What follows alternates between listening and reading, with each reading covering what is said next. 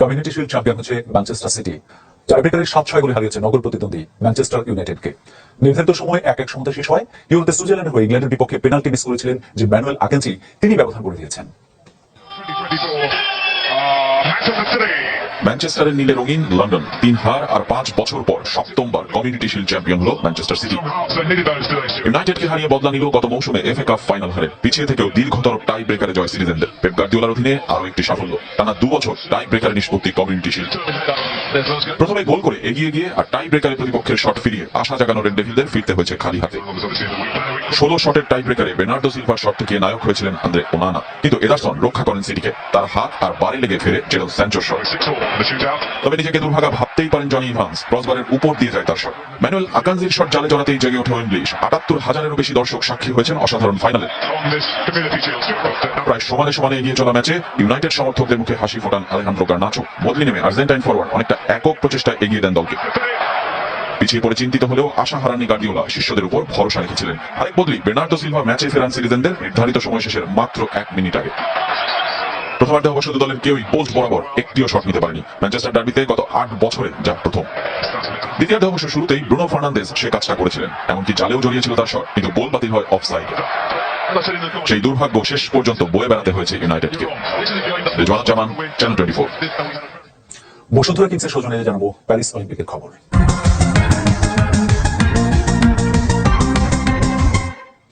এবারও অলিম্পিক স্বর্ণ জেতা হলো না ব্রাজিল নারী দলের। যুক্তরাষ্ট্রের কাছে হেরে গেছে 1-0 গোলে। এদিকে রেকর্ড করে ম্যারাথনে স্বর্ণ জিতলেন ইথিওপিয়ার তামিরা তোলা। তিনি সময় নিয়েছেন 2 ঘন্টা 6 মিনিট 26 সেকেন্ড। প্যারিস অলিম্পিকের আগে সতীর্থ সিসে লেমাত চোটে পড়ায় আসলে অংশ নেওয়ার সুযোগ পান তামিরাত, আর তার হাত ধরেই এবার প্রথম স্বর্ণ আসে দেশটি। তামিরাত পেছনে ফেলেছেন সোমালি বংশোদ্ভূত বেলজিয়ান অ্যাথলিট বশির আবদিকে, যিনি স্বর্ণজয়ীর 21 সেকেন্ড বেশি সময় নিয়েছেন, আর ব্রোঞ্জ পেয়েছেন কেনিয়ার বেনসন কিপ্রুতো।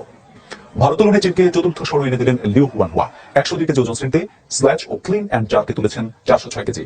এই ইভেন্টে 413 কেজি তুলে বিশ্ব রেকর্ড এখনো লিউ দখলে। উজবেক ভারোত্তোলক আকবর জোরাইভ 404 কেজি তুলে রূপো জিতেছেন, আর 2 কেজি কম তুলে ব্রোঞ্জ বেলারুশিয়ান টিখনাসভ ইয়েভগেনির। ক্রিকেট। বিদেশি কোচিং স্টাফের নিরাপত্তার শঙ্কা আর ক্রিকেটারদের প্রস্তুতি ঘাটতির কারণে 4 দিন আগেই পাকিস্তান যাচ্ছে জাতীয় দল। সোমবার ঢাকা ছাড়বে টাইগাররা, চ্যানেল 24-কে নিশ্চিত করেছে বিসিবি সূত্র।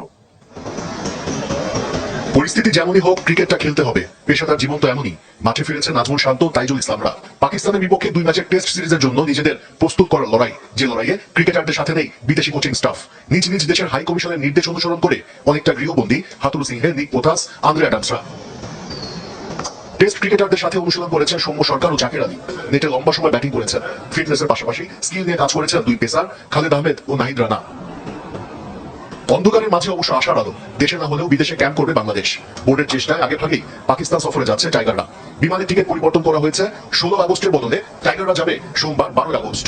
এই দলের সাথে মুশফিক, মুমিনুল, মাহমুদুল হাসানের মতো ক্রিকেটাররা ইতিমধ্যে আছেন ইসলামাবাদে। পাকিস্তান ক্রিকেট বোর্ডও বাংলাদেশকে স্বাগত জানাতে প্রস্তুত। টাইগারদের অনুশীলনের সব ব্যবস্থাই করবে পিসিবি, নিশ্চিত করেছে বিসিবিকে। টেস্ট সিরিজের ম্যাচ অফিসিয়ালদের নাম প্রকাশ করেছে আইসিসি। 21 আগস্ট থেকে শুরু হতে যাওয়া রাওয়ালপিন্ডি টেস্টে অনফিল্ড আম্পায়ারের দায়িত্ব পালন করবেন রিচার্ড ক্যাটেলবরো ও Adrian Holdstock, TV umpire Michael Gough. আর করাচি টেস্টে অনফিল্ড আম্পায়ার মাইকেল গফ ও Adrian Holdstock, match referee Ranjan Madugalle. জিতল যুক্তরাষ্ট্র। পিএসটির মাঠে প্রথমার্ধে দাপটে ফুটবল খেলেও গোল পায়নি ব্রাজিল। দ্বিতীয়ার্ধের শুরুতেই সোয়াসনের গোলে পিছিয়ে পড়লে আর ম্যাচে ফিরতে পারেনি মার্তারা। 1-0 গোলে হার নিয়ে প্যারিস থেকে রৌপ্য নিয়ে ফিরতে হলো। ম্যান ইউনাইটেডকে টাইব্রেকারে 7-6 গোলে হারিয়ে এফএ কমিউনিটি শিল্ডের চ্যাম্পিয়ন হলো ম্যান সিটি। পিছিয়ে পড়েও দুর্দান্ত কামব্যাক সিটিজেনদের। প্রথমার্ধ ছিল গোলশূন্য। বিরতির পরও গোলের জন্য দীর্ঘ অপেক্ষা। অবশেষে 82 মিনিটে ডেডলক ভাঙে। গার্নাচোর গোলে এগিয়ে যায় ম্যানচেস্টার ইউনাইটেড, তবে প্রিমিয়ার লিগ চ্যাম্পিয়নরা হাল ছাড়েনি। শেষ মুহূর্তে বার্নার্ডো সিলভার গোলে সমতায় ফেরে ম্যান সিটি। টাইব্রেকারে গিয়েও হয় রুদ্ধশ্বাস লড়াই। শেষ পর্যন্ত এফএ কাপ জয়ীদের হারিয়ে কমিউনিটি শিল্ড জেতে প্রিমিয়ার লিগ চ্যাম্পিয়নরা। অন্তর্বর্তীকালীন সরকারের হাত ধরে ক্রীড়াঙ্গনে বড় সংস্কার প্রত্যাশা সাবেক ফুটবলারদের। সেটা হতে হবে নিয়ম মেনে, বলছেন আরফাজ আহমেদ, এমনি মামুনুলরা। তা না হলে ফিফার নিষেধাজ্ঞায় পড়ার শঙ্কা থাকছে বাংলাদেশের উপর। সালাউদ্দিনের পদত্যাগ দাবি, থমথমে ক্রীড়াঙ্গন। সকাল থেকেই বাফুফে ভবনের সামনে জড়ো হতে থাকেন সাবেক ফুটবলাররা। সবার দাবি একটাই, সালাউদ্দিনের অপসারণ। তার গ্রহণযোগ্যতা সে নিজে অনেক আগে হারিয়ে ফেলেছে। আমরা তো তাদের অপসারণ অবশ্যই চাই, তারা এখান থেকে অব্যাহতি দিক। বা যেটা সেটা একটা মাসুদের যেটা গঠনতন্ত্র রয়েছে, ফিফার গাইডলাইন আছে, সেই অনুযায়ী যেন প্রপার ওয়েতে হোক। আমরা এই প্লেয়ার এদিকে খেলোয়াড়, আমরা চাই এমন কোনো কিছু কেউ হস্তক্ষেপ না করে যাতে ফিফার দ্বারস্থ হতে হয়। বাফুফের বর্তমান নির্বাহী কমিটির মেয়াদ শেষ হতে খুব একটা দেরি নেই। 26 অক্টোবর বাফুফের নির্বাচন। তার আগে বাফুফের কাউকে পদ থেকে বাধ্য করলে ফিফার নিষেধাজ্ঞায় পড়তে পারে বাংলাদেশ। ফুটবল যেন বন্ধ না হয়। সামনে কিন্তু মেয়েদের খেলা আছে, আনলিমিটেড আছে, এগুলো তো বন্ধ না, এগুলো তো চলে, এটা বন্ধ হলে আমাদেরই ক্ষতি। এখানে ভাঙচুর বা কি কোনো অরাজকতা করা এই জিনিসটা আমরা কেউই চাই না। আমরা এক্সপিরিয়ার পক্ষ থেকে আমরা এই জন্য এখানে আসা। ক্লাব আবাহনী ও শেখ জামালের পর ভাঙচুর হয়েছে নবাগত ক্লাব 46তেও পুড়িয়ে দেওয়া হয়েছে মাঠ, সংস্কারের ট্রাক, পেলোডার ও রোলার মেশিন। রোলার, ঘাস কাটার মেশিন সব আগুন দিয়ে জ্বালিয়ে দিয়েছে। 2 দিন পর পর হামলা হচ্ছে, এটা যেন স্টপ করা হয়, কারণ এটা যদি স্টপ না হয় দেখবেন এই ধরনের ক্লাবগুলি কিন্তু আর আসবে না। সুন্দরভাবে আমরা এগিয়ে যাবো আগামী প্রজন্মে, এবং এইটা যেন আমরা ধরে রাখতে, আমরা যেন গন্ডগোল চাই না, আমরা চাই শান্তি শৃঙ্খলা। সব সরকারের আমলে প্রত্যক্ষ বা পরোক্ষভাবে রাজনৈতিক ব্যক্তিরাই ক্রীড়াঙ্গনের নেতৃত্ব দিয়েছেন, সেই নীতিতে পরিবর্তন চান সবাই। Shamim Ahmed, independent news, Dhaka. ক্রিকেটের স্বার্থ না ভেবে ক্ষমতা ধরে রাখার প্রয়াস বাংলাদেশ ক্রিকেটকে ধ্বংস করে দিয়েছে বলে মনে করেন কোচ ও বিশ্লেষক নাজমুল আবেদিন ফাহিম। বিসিবিতে নীতি নির্ধারণের পর্যায়ে বড় পরিবর্তন জরুরি বলে বিশ্বাস তার। প্রয়োজনে ক্রিকেটের উন্নতিতে নিজেকে উজাড় করে দিতে চান দেশসেরা এই কোচ।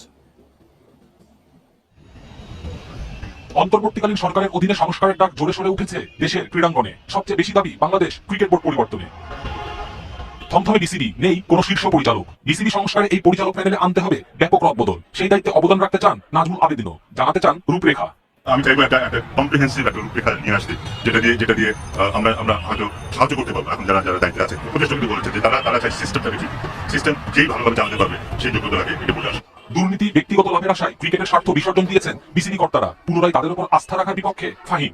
মনে হয় তারা ক্রিকেটের শিক্ষক ছিল, তাদের নিজস্ব এজেন্ডা ছিল, যে এজেন্ডা তারা ফুটবল করেছে গত একটা যুগ বা তার বেশি সময়। আমরা দেখেছি ক্রিকেটের মাঠে কি হয়েছে, ক্লাবগুলোর কি অবস্থা, ঢাকা ক্রিকেট বলি, ক্রিকেট ফ্র্যাঞ্চাইজি বলি, পুরোটা ক্রিকেট খেলাটাকে নষ্ট করে দেওয়া হচ্ছে। একই জিনিস এডুকেশন, তাদের পক্ষে সম্ভব হবে না একেবারে উল্টে ফেলা, কারণ যেভাবে চলেছে সেটা থেকে একেবারে উল্টো দিকে যাওয়াটা বোধহয় সম্ভব না। অক্টোবরে নারী টি-20 বিশ্বকাপ আয়োজন না করা গেলে দেশের ভাবমূর্তিতে প্রভাব ফেলবে। তবে শেষ পর্যন্ত আশা রাখতে চান ফাহিম। এখন যে অবস্থায় বাংলাদেশ আছে এবং সামনে 5 দিনের মধ্যে বাংলাদেশ যে জায়গায় যাবে, আমার মনে হয় না কোনো ইস্যুতে, ইনক্লুডিং সিকিউরিটি, কোনো ইস্যুতে কোনো ধরনের আমাদের শর্টকামিং থাকবে। বাংলাদেশ এখন অত্যন্ত স্টেবল একটা জায়গায় আছে এবং সামনে আরো যাবে। শুধু ক্রিকেট নয়, নতুন প্রক্রিয়ায় দেশের সব ক্রীড়া খাতেই সংস্কার দেখতে চান নাজমুল আবেদিন। কপিল পাল, ইন্ডিপেন্ডেন্ট নিউজ। এক দশকের বেশি সময় পর খুলল সোহরাওয়ার্দী উদ্যান সংলগ্ন ছবির হাট। উন্মুক্ত মঞ্চে সাংস্কৃতিক অনুষ্ঠানের মাধ্যমে এর উদযাপন করেন শিল্পবান মানুষ, যেখানে গাওয়া হয় বিপ্লবী গান আর কবিতা। নানা যন্ত্রে সুর তোলেন তরুণরা। তারা বলছেন, ছবির হাট বন্ধ করে শিল্প চর্চায় মাথা তৈরি করা হয়েছিল।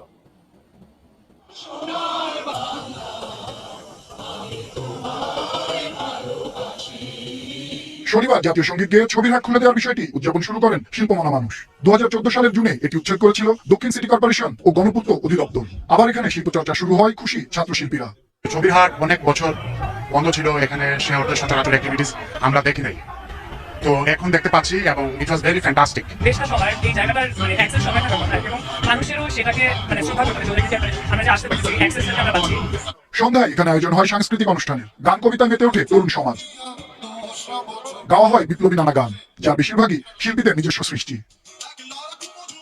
সময় নানা বাদ্যযন্ত্রে মূর্ছনা তোলেন তরুণরা। বলছেন ছবির হাট বন্ধের মধ্য দিয়ে শিল্পচর্চায় বাধা সৃষ্টির অপপ্রয়াস হয়েছিল। মুক্ত ভাবা মনে হচ্ছে, মুক্তি পেয়েছে যেখানে থেকে মনে হচ্ছে। ছবির হাট শীঘ্রই মুক্তমনা মানুষের পদচারণায় আবারও মুখর হয়ে ওঠার অপেক্ষায় ছাত্র শিল্পীরা।